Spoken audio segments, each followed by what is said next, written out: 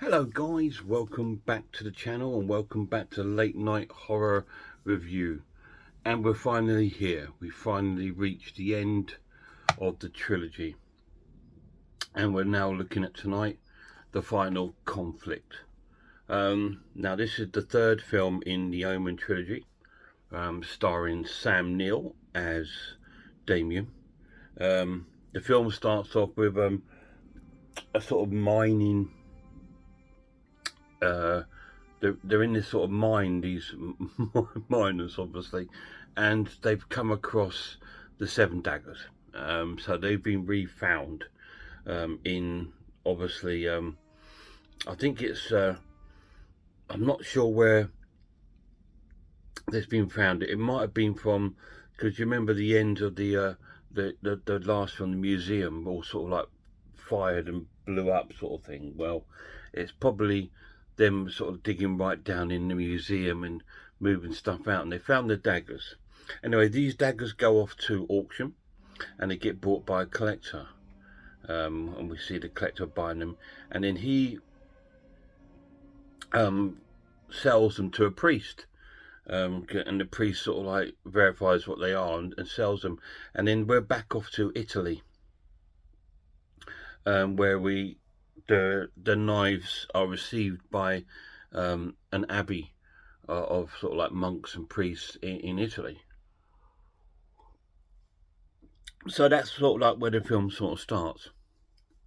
We then cut to Damien Thorne in his he now runs the Thorne Empire business, and he's watching some sort of, they're making a new advert obviously to sell Thorne Enterprises or whatever, and he doesn't like it. And we see a very young sort of Sam Neill, and he doesn't like it, and he says, well, just run the old advert, don't let that one out, don't like it. And then he goes back to his office with one of his colleagues, his secretary. Now his secretary also knows that Damien is the Antichrist, and so he's also one of his sort of disciples.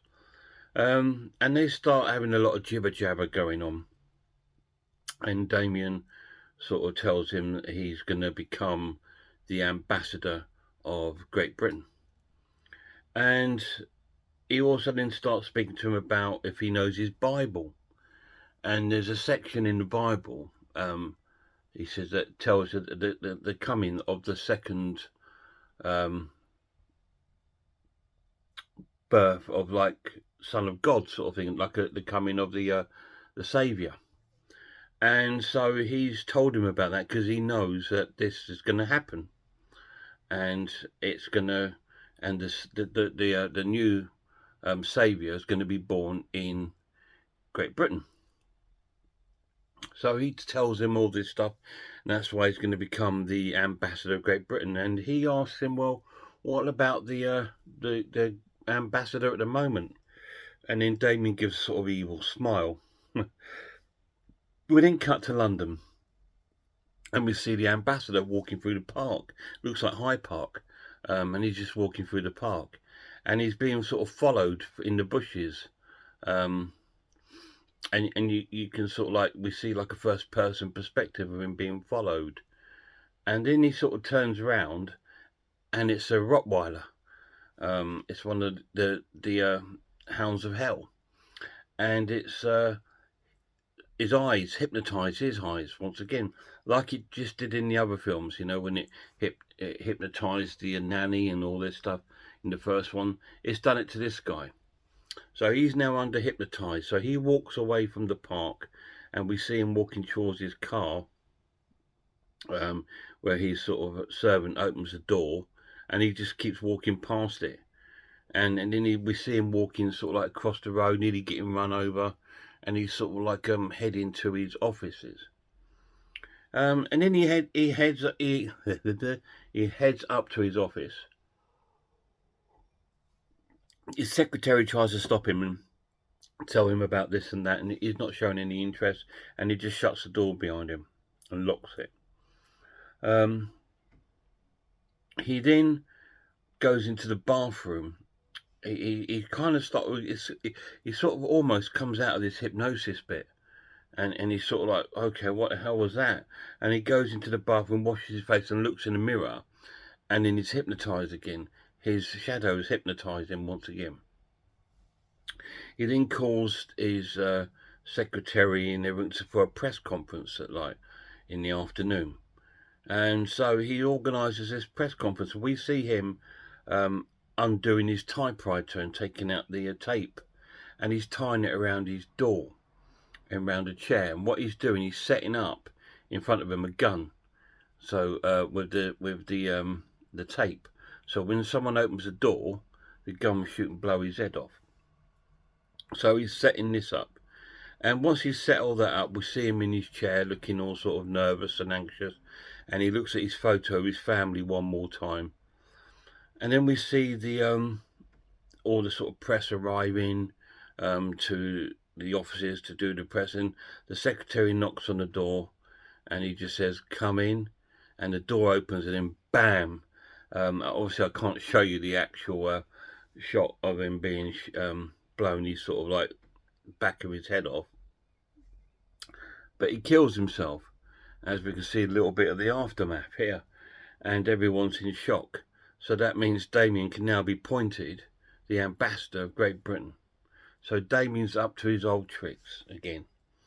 We then see him talking to the president of the United States of America, and he says he can only he comes up with his own sort of terms and conditions to the president, saying, well, I can only do it for 2 years, and I want to become the president of the British youth movement, whatever that is.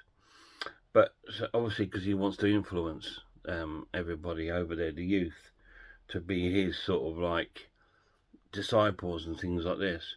So eventually the president agrees to it, although he's offered it to other people. He offers it to him, and he's now not only is he the ambassador of Great Britain, he's also the president of the youth thing in Great Britain. We then cut back to Italy, where we see our priests and monks, and there's 7 of them in the room. These are like 7 assassins, and the main priest there is sort of like praying to the god. He's got the blade set out in front of him. He's praying to the gods for like I'm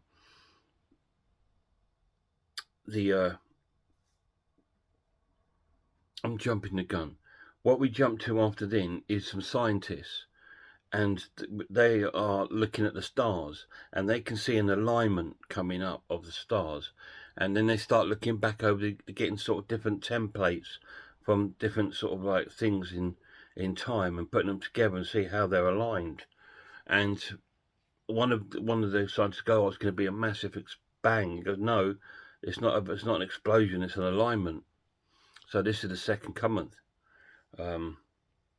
We then cut to Italy, and we see the priest with the knives out in front of him, and he's sort of like blessing these sort of knives and asking God for his help and assistance to rid the world of Damien Thorn, the Antichrist. So he's got these 7 other priests that are all going to go out and try and assassinate Damien Thorn, because he's the Antichrist. And so what's Damien is planning to do, because he knows the second coming of the Lord is coming, he's out to try and kill the second coming. So they want to get to him before he does that. So that's the plot going forward. And are they going to succeed? Or is Damien going to suss them out and overpower them? Is he going to find the second coming of the birth of the Nazareth? Or is he going to succumb to good? Is good going to conquer evil?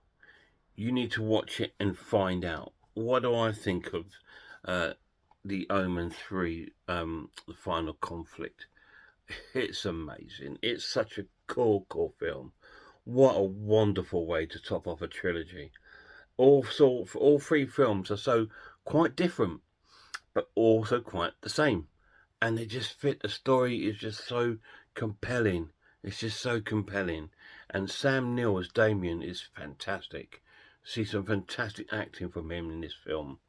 as the Antichrist, and it is a very disturbing film, just like the other two.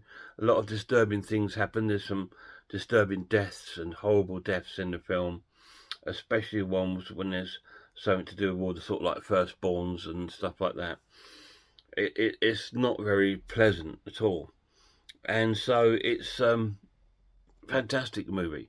The plus is the transfer is really cool. It does look of its time. It has got the so I'm just putting disc away. It has got its grain in it, which I love, but it looks fantastic. Sam Neill looks so young. It's so weird because, you know, when you think of Sam Neill now, you think of Jurassic Park, isn't it? But every time I saw Jurassic Park, I think of Damien. You know, so